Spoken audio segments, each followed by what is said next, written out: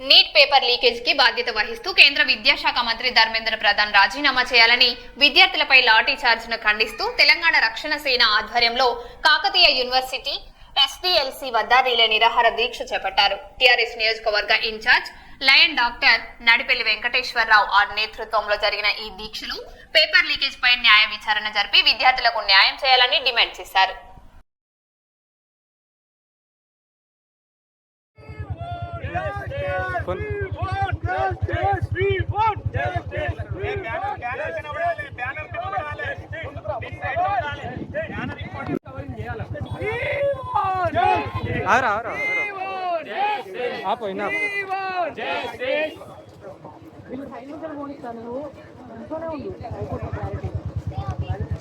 నేను చెప్పినప్పుడు మనోళ్ళు వాడాలి